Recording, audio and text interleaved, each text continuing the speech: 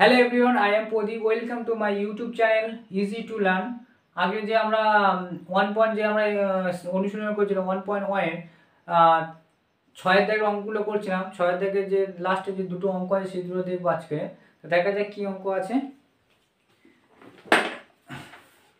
7 দাগে বলছে 2 অঙ্ক বিশিষ্ট একটি সংখ্যার একক স্থানীয় অঙ্ক দশক স্থানীয় অঙ্ক অপেক্ষা 6 বেশি এবং অঙ্কদ্বয়ের গুণফল সংখ্যাটির চেয়ে 12 কম। তো 2 অঙ্ক বিশিষ্ট একটি সংখ্যার একক স্থানীয় অঙ্কটি, মানে আমরা যদি একক দশক এরকম হয়, 2 অঙ্ক বিশিষ্ট একটি সংখ্যার একক স্থানীয় অঙ্কটি দশক স্থানীয় অঙ্ক অপেক্ষা 6 বেশি। তো ধরি এখানে কি হয়েছে, ধরি দশক স্থানীয় অঙ্কটি হয় এক্স যদি ধরি, একক স্থানীয় অঙ্কটি দশক স্থানীয় অঙ্ক অপেক্ষা 6 বেশি। অর্থাৎ এটা দশক স্থানীয় অঙ্ক ধরি, তাহলে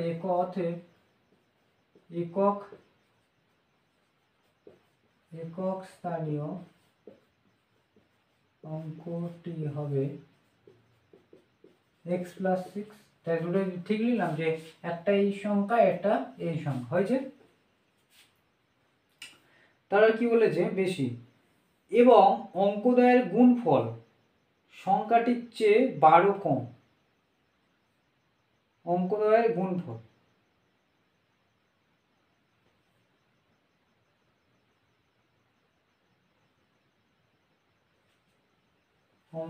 গুণফল সংখ্যাটির চেয়ে 12 কম। এবার দেখি সংখ্যাটি কি হচ্ছে। সংখ্যাটি কি, দশক স্থানীয় ধরেছি, এটা হচ্ছে দশক, একক স্থানীয় হচ্ছে x+6। এবার জিনিসটা দেখো, আমরা যদি বলি 12, এখানে 12টা জিনিসটাকে এইভাবে লেখা যায় 10 আর 2 + 1, এটা 12 হয়। তো মানে বলতে চাচ্ছি এই যে একটা 10 একক স্থানীয় আর দশক স্থানীয় মানে কি, দশক স্থানীয় মানে যে সংখ্যাটা হবে তার সাথে 10 গুণ থাকবে। যদি বলে শতক স্থানীয় কোনো সংখ্যা, তাহলে যদি শতক স্থানীয় যদি আমি x ধরি, তাহলে এর সাথে আরও 100 গুণ, মানে একক দশক শতক। যদি আমি শতক স্থানীয় অঙ্কটা যদি না দিতে শতক স্থানীয় অঙ্কটি থেকে একক স্থানীয় অঙ্কটি এত বেশি, এখানে একক স্থানীয় দশক স্থানীয় যদি শতক স্থানীয় দিত, তাহলে যদি আমি ধরি এখানে যদি আমি ধরেছি কত, যদি আমি ধরি এখানে শতক স্থানীয় x আর দশক স্থানীয় একক স্থানীয় অঙ্কটি x+6, তাহলে এই সংখ্যাটা কত হচ্ছে, এর সাথে শতক মানে কি, এর সাথে যেতে হলে কি হবে, এই দুটো শূন্য হবে না, এর সাথে কিছু না থাকলে শূন্য, তাহলে যদি যোগ করি কি হবে, এর সাথে কি হবে 100 কি আছে, গুণ হয়ে গেছে, 100 গুণ হয়ে আছে তো, তাই তো 100 x হয়ে আছে, তো 10x আর এর সাথে কত যোগ হবে, এই যেটা আছে x+6 এটা যোগ হয়ে যাবে। সেম ভাবে তাহলে কি হবে, আমার সংখ্যাটা কি হবে এটা, তাহলে অতএব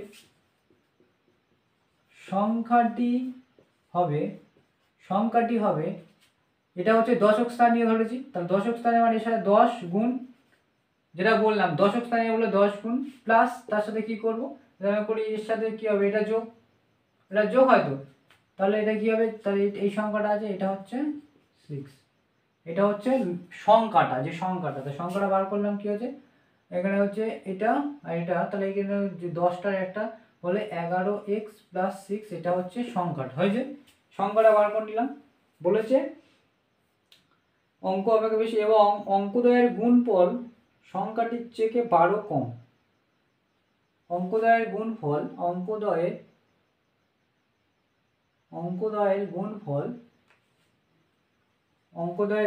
এই একটা অঙ্ক এই একটা অঙ্ক, এদের গুণফল সংখ্যাটির চেয়ে 12 কম। তাই শর্তানুসারে এদের কি বলেছে, এদের গুণফল, তাহলে দুটো সংখ্যাকে x × x+6 এদের গুণফল সমান এই অঙ্কদ্বয়ের থেকে 12 কম, তাহলে অঙ্কটায় কত, অঙ্কটায় বলছি সংখ্যাটির থেকে, তো সংখ্যাটি এইটা 11x+6, এটা হচ্ছে সংখ্যা, এটা থেকে এটা সমান নয়, এর থেকে কত কম, 12, তাহলে এটা যদি 12 এর থেকে কম করে দিই তাহলে এটা সমান সমান কি হবে, এটা এই সংখ্যা থেকে যদি আমি 12 কম যা হবে সেটা সমান সমান এটা। বুঝতে পেরেছি জিনিসটা, ভালো করে বুঝে জিনিসটা। এখানে কেন আমি 10x গুণ করলাম, এখানে কেন করলাম না, সেগুলো ভালো করে প্রশ্ন জাগাও। একক স্থানীয় দশক স্থানীয় অঙ্কটা আমি ধরলাম, এটা হচ্ছে একটা সংখ্যা আর এটা হচ্ছে একটা সংখ্যা, হয়েছে সংখ্যা, এই একটা 12 জানা একটা সংখ্যা, এটা হচ্ছে 12 সংখ্যা, হয়েছে 12 একটা সংখ্যা, এই দুটোকে ভাগ করা, এটা দশক স্থানীয়, এটা একক স্থানীয়, এটা হচ্ছে একক স্থানীয়, এটা হচ্ছে একক আর এটা দশক। তা দশক মানে কি 10 গুণ হয়ে থাকবে, যদি শতক বলি কি হবে, শতক মানে 100 গুণ হয়ে থাকবে, যে সংখ্যা ধরবো তার সাথে 100 গুণ হয়ে থাকবে। যদি এই দশক বলি তাহলে এই যে সংখ্যাটা আমরা পাচ্ছি এটা হচ্ছে এইটা, এর সাথে এটা গুণ আর তার সাথে এটা যোগ। বুঝবে, যেরকম আমি যদি 12 বলি 10 + 2 তাহলে কত করে হবে 12, এটা হচ্ছে না, বুঝতে পেরেছো? তাহলে সে আমি যদি এটা ধরি তার সাথে আমি কি x 10 গুণ করবো, তাহলে 10 প্লাস এটা হলো সংখ্যাটা বেরিয়েছে। আর এখানে কি বলেছে, সংখ্যা অঙ্কোদয়ের গুণফল, অঙ্কোদয় কোনটা, এটা আর এটা অঙ্কোদয়, এটা একটা অঙ্ক, এটা অঙ্ক একটা অঙ্ক, তাহলে এদের গুণফল সমান সমান, যে সংখ্যাটি তার থেকে 12 কম, এটা সংখ্যা তার থেকে 12 কম, এটা করবো। ভালো করে জিনিসটা বুঝে, যদি দশক স্থানীয় না দিয়ে অঙ্কতে তোমার হঠাৎ করে যদি আমি এই শতক স্থানীয় দেয় তাহলে ঘাবড়ানোর দরকার নেই, তখন যে সংখ্যাটা তুমি x ধরছো তার সাথে কি করবে, তার সাথে 100 গুণ করে দেবে, তাহলে 100x হয়ে যাবে। বুঝতে পেরেছি জিনিসটা, 100x প্লাস যে জিনিসটা পাবে, এই ধরলাম এটা, এটা হবে পুরোটার সংখ্যা। ভালো করে বোঝো জিনিসগুলো, ভালো করে বোঝো, শুধুমাত্র অঙ্ক টুকলে হবে না, অঙ্কগুলো বুঝতে হবে, যে এটা না দিয়ে যদি ওটা দেয়, এটা না করে যদি ওটা দেয়, কনসেপ্ট ক্লিয়ার করে পড়ো। আমি যতটা পারছি আমার দিক থেকে আমি ক্লিয়ার করে দিচ্ছি, ঠিক আছে? তাহলে এটাকে আমি সলভ করব।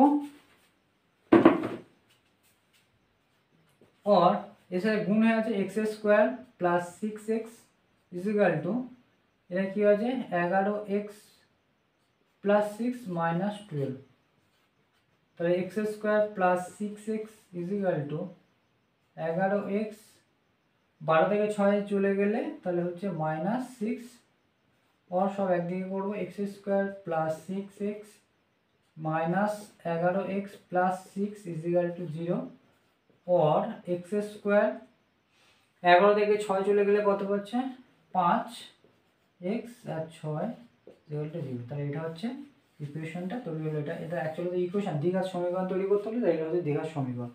ভালো করে বুঝেছো? নেক্সট অঙ্ক দেখবো এবার, টুকে না এটা।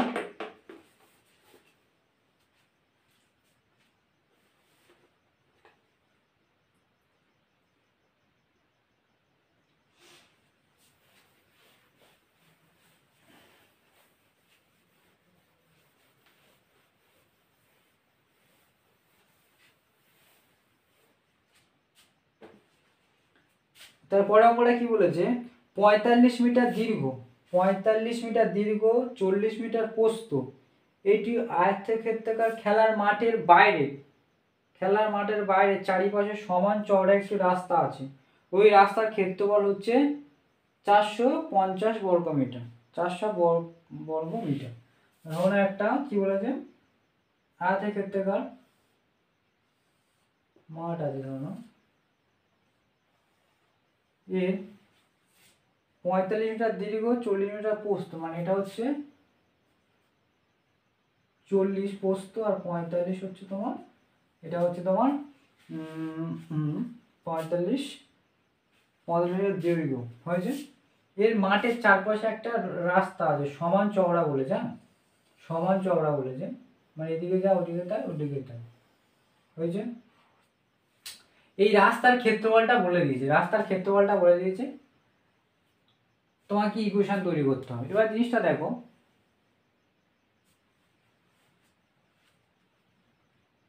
এই যে এতটা বেড়েছে, এটা কতটা বেড়েছে আমরা কি জানি, কতটা প্রস্থ বেড়েছে জানি না, তো সমান যদি বাড়ে, ধরলাম এটা যদি আমার বাড়ে x, যদি এটার বাড়ছে x, তাহলে এপারেও সেম বাড়ছে, তাহলে x কি হয় 2x, তার দৈর্ঘ্য কি হলো, একদিকে 2x বাড়লো, তাই তো? ভালো করে বোঝো, 45 হয়েছে, এটা হচ্ছে 45,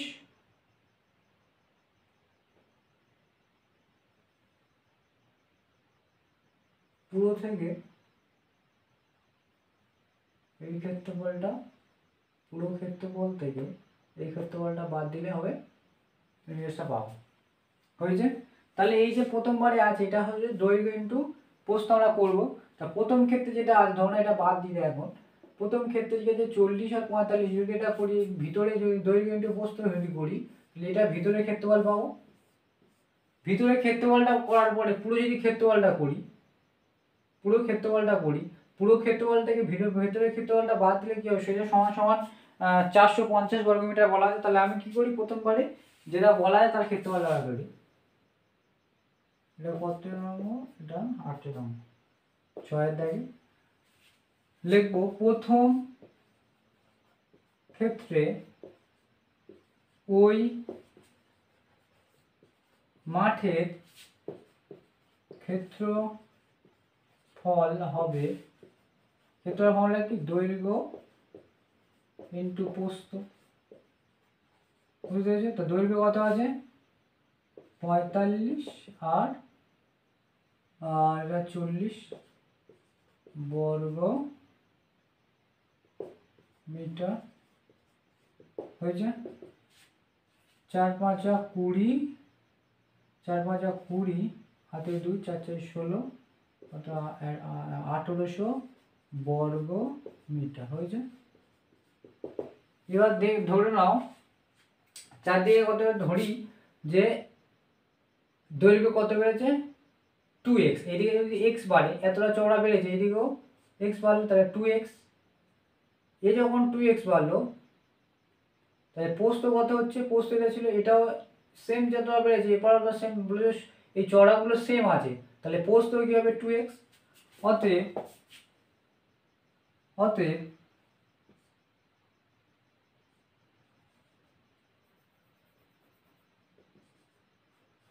ধরি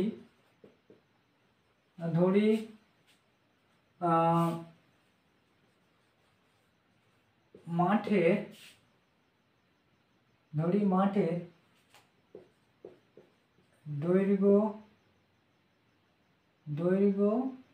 ও প্রস্থ বৃদ্ধি হয় 2x করে, মানে দৈর্ঘ্য 2x বেড়েছে, প্রস্থ 2x বেড়েছে। কেন বলছি দেখো, বলেছে যে সমান যে রাস্তাটা আছে, চারিপাশে যে মাঠের রাস্তা আছে, খেলার মাঠের বাইরে চারিপাশে চওড়া, সমান চওড়া একটি রাস্তা আছে। সমান চওড়া মানে কি, এটা যে সমান, এটা যদি x হয় তাহলে এটাও x বেড়েছে, এটাও x বেড়েছে না, চওড়াটা তবে সমান হবে না, তবে তো বর্গক্ষেত্রে হবে না। বুঝতে পেরেছো? তাহলে এটা যদি x বাড়ে, এটাও x বেড়েছে, এটা যদি এদিকে x বাড়ে তাহলে এদিকেও x বেড়েছে, তাহলে দৈর্ঘ্য সমান সমান পুরো জিনিসটা, দৈর্ঘ্য কত বেড়েছে, এবারে x, এবারে 2x বেড়েছে। প্রস্থের ক্ষেত্রেও সেম ভাবে, এদিকে x বেড়েছে, এদিকে 2x বেড়েছে, তাহলে বলেছি যে মাঠের দৈর্ঘ্য বা প্রস্থ এখন 2x করে বেড়েছে। অর্থাৎ নতুন দৈর্ঘ্য হবে, আগে কত ছিল, দৈর্ঘ্য ছিল 45 আর এখন হবে 2x, এত মিটার। নতুন প্রস্থ হবে কত, আগে 40 ছিল, এখন 2x বেড়েছে, এত মিটার। হয়েছে? এত মিটার। তাহলে এই দৈর্ঘ্য প্রস্থ বেড়েছে, তাই এটা দৈর্ঘ্য যদি আমি প্রস্থ ধরি, তাহলে পুরো জিনিসটার ক্ষেত্রফল বেরোবে। পুরো জিনিসটার ক্ষেত্রফল থেকে এটা যদি বাদ দিই, তাহলে সেটাই সমান সমান কত, 450 বর্গ মিটার। তাহলে এখন করবে, এটাকে টুকে নাও।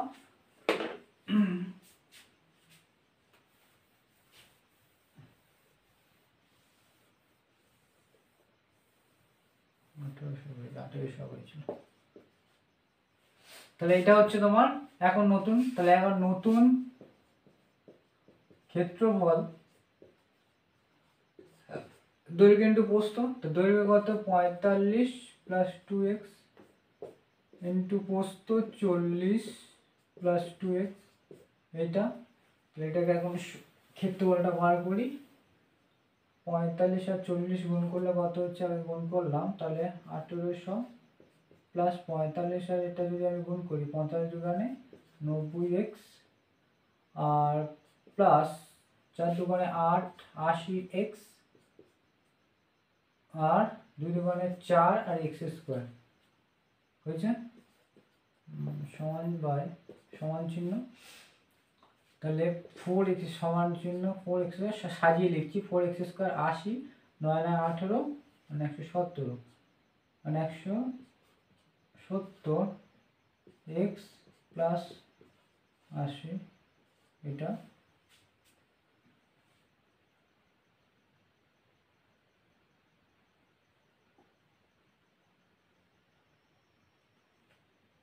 হচ্ছে নতুন ক্ষেত্রফল, তাই তো? এটা নতুন ক্ষেত্রফল, এটা হচ্ছে এত বর্গমিটার। তাহলে এই বর্গমিটার থেকে পুরোটা বর্গমিটার থেকে এই বর্গমিটার যদি বাদ দিই সেটা সমান সমান কত? 450 বর্গমিটার। অর্থাৎ শর্ত অনুসারে এটা হচ্ছে পুরোটার ক্ষেত্রফল। আর আমি একটা ক্ষেত্রফল বার করেছি 1800, যেটা হচ্ছে ভিতরেরটা। তাহলে এটা থেকে যদি এটা বাদ দিই তাহলে এটা পড়ে থাকছে না, এই জিনিসটা, এই সারা জিনিসটা এটা পড়ে থাকছে। আর সেইটার ক্ষেত্রফল বলে দিয়েছে আমার কত? 450। তাহলে এটা থেকে ওটা বাদ দিতে তাহলে সেটা হচ্ছে শর্তানুসারে x square minus 170x plus 1800 minus ওটা বাদ দেবো যেটা আগেরটা ছিল, ইকুয়াল টু কত হচ্ছে 450 और 4x স্কোয়ার মাইনাস 117 এই মাইনাস এটা প্লাস হবে প্লাস প্লাস প্লাস 117x এটা কেটে যাবে ইকুয়াল টু 450 और 4x স্কোয়ার প্লাস 70x এরপর এটা লাগবে 450। তাহলে এটা হচ্ছে দ্বিঘাত সমীকরণের ফর্ম্যাট। এটা তৈরি করতে বুঝে গেছো যে কি কি কিরকমভাবে অঙ্কগুলো, এই অঙ্কগুলো যতটা তোমরা ব্রেনলি যতটা ক্যাচ করে ধরতে পারবে ততটা তোমাদের ব্রেন অত খুলছে। আমরা বুঝে গেছো যে এই লেখা অঙ্কগুলো খুবই এগুলো যদি প্রশ্ন হতে পারে টাফ করতে পারে কিছু করতে পারে এইসব জায়গা থেকে দিয়ে থাকে। এগুলো যদি ক্লিয়ারলি করে যাও তো অনেকেই করায় না যে এই অঙ্কগুলো দ্বিঘাত সমীকরণের সমাধান থেকে একটা যেহেতু সমাধান থেকে সমাধানের ভিতর থেকে যেহেতু আসে তাই জন্য মানে 1.2 এর যে সমাধান অঙ্ক যখন থেকে সমাধান ইকুয়েশন করে যেটা আসে তাই জন্য ওখান থেকে একটা পেয়ে যায় বলে এটা করে না, কিন্তু এগুলো করে যাওয়া উচিত। তোমার সব কিছু করে যাওয়া উচিত এবং সাজেশন পড়া দেখা যাবে। আগে বইতে যা আছে সেটা তো আগে ক্লিয়ার করি। তাহলে আজ পর্যন্ত এই পর্যন্ত থাকলো। 1.1 এটা শেষ হয়ে গেল, এবার 1.2 এরটাও তো শেষ হয়ে গিয়েছে, এবার 1.3 এর অঙ্কগুলো পরে পড়ো। থ্যাংক ইউ সবাইকে।